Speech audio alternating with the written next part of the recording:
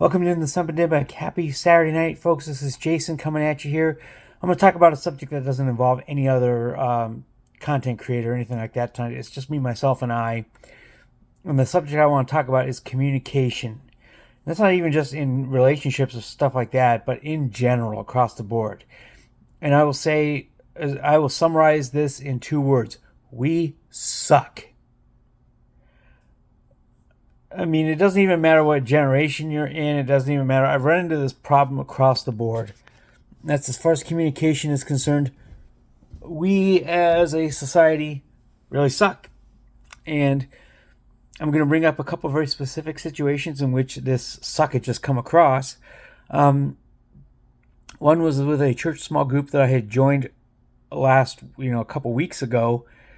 And the leader opened up a group chat and kept telling me all sorts of oddball stuff. But what it came down to that she didn't communicate very clearly was that I basically just, for a social type of small group, my background and experience are just a little bit too heavy for it. And that's fair. But I wish I had been made a little bit more clear to me at the start before we got to a point where we got into a spat of back and forth calls and resulted in me blocking her, blocking that for legal purposes I still have to do to protect myself, given what's happened to me in a previous church before, where I calmly approached a woman and, asked her out to brunch in front of a large crowd where if she needed help or felt uncomfortable, help was within very short reach. But because I don't meet those specific qualifications these days, she told me she had a boyfriend, and all of a sudden, one thing led to another. The church even tried to hide it at first because I'm pretty sure that they were afraid of legal ramifications from both sides. So they also sucked on the communication front too, as far as communicating to me what happened. And they actually tried to hide it deliberately. So, fast forward to now, a couple weeks ago, I was trying to find another group. And I talked to, this is a church with, several campuses. And so I tried to reach out to people on several different campuses who were like groups leaders and try to explain to them what I was looking for, which I'm now going back to the men's study type groups because obviously the social groups, I'm a little bit my history is just way too complicated, and putting all of that on those people, for lack of a better term, is kind of unfair. So I reach out to these groups, to these people, and I get an email a few days ago saying, "Oh, thank you so much for joining a group. Here's the details." I'm like, I haven't actually signed up for a group yet. Somebody at one of the other campuses basically just threw me into a group and signed me up. And that's not how it normally works. Normally, you do have to sign yourself up for a specific group. And if they find something for you, they will call you. They're supposed to call you and ask you if this is a fit for you. But instead, they didn't communicate, and they just kind of threw me in this group. Now, fortunately, in this particular case, praise God, this wound up being a really good fit for me because it's a study group about a series called, it's by a author named Henry Cloud, who actually wrote the Boundaries book. And it's basically thing about being undisturbed, and actually I think it's the name of it is Undisturbed, in your faith. And I thought, this is something I could probably use because I've had so many challenges on that particular front, for the past, I want to say 3 or 4 months. And this whole group situation is one of them. But it just revealed to me how terrible of communications we have in various parts of society. If you have a different story of your own, please feel free to share it below. The thing I appreciate about my manager at work is she does communicate very well and alternates it between encouraging communication and challenging communication.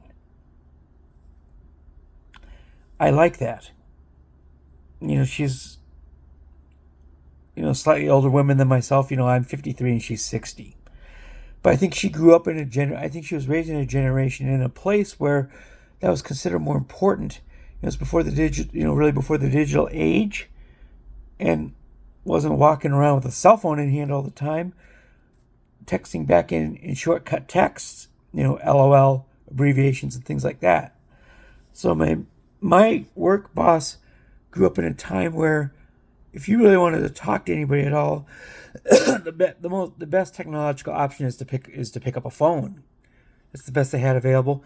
That's the best we had available when I was a teenager as well. We actually had to talk and use our words in full. Emails were not a thing in the 1980s, and even in the 1990s. Like I've said in the series before, I actually was acquainted with somebody who is now a cabinet minister in the Trump cabinet. And this, we didn't have each other. I didn't have his pager number. If we're talking about technology, that's the closest thing we had in the 90s. So, if you wanted to talk to anybody, you had to basically either call them or in my case, just you run into them on a softball field, you just have a conversation and talk. That's what you had to do. But in this electronic age, we can shortcut text, we can email, we can do all these things. As a result, we've become horrible at true, genuine communication. And I think the only way I don't know a solution for this one is just really hard to come to mind because this technology is not going away. And I think it leaks into relationships and it makes the Simpademic a little easier to expand because now we have TikTok and we have OnlyFans and we have texts and other ways and Facebook profiles and Twitter X profiles where men can look at these pictures and simp for women with a simple tap of a few keys on the keyboard.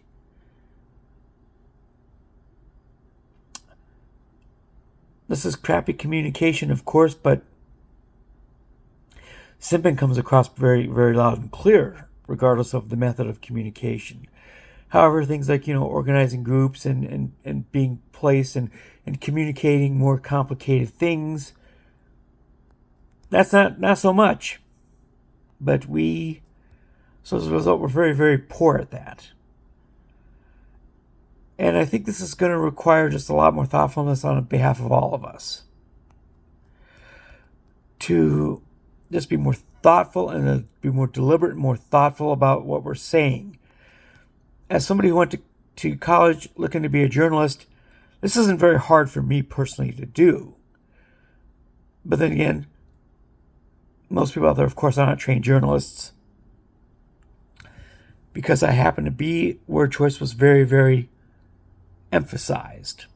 Very important. Understanding the 5 W's and the H in communicating and telling a story was drilled into our heads. But again, for the most of the population, that's not the case. So I think it's just going to take a little bit more pivoting and just deliberation on our behalf.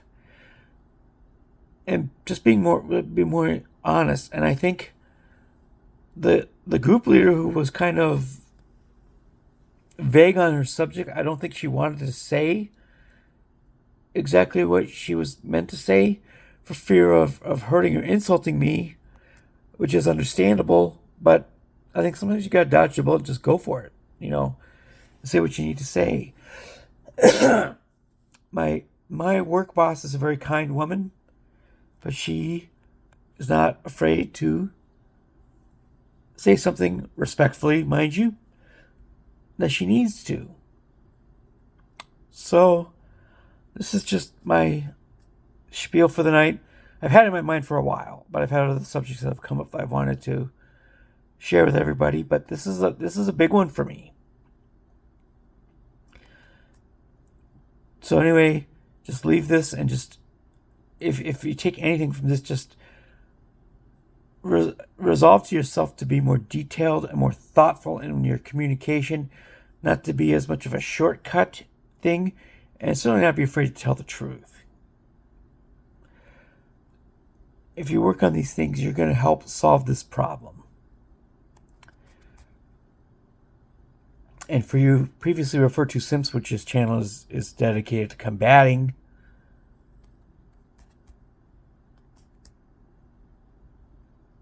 again, pivot from giving OnlyFans and Instagram models in quotes, of course. Keep from providing them unwanted, I wouldn't say unwanted attention. They obviously want the attention, but unwarranted attention. That's the word I was looking for, sorry.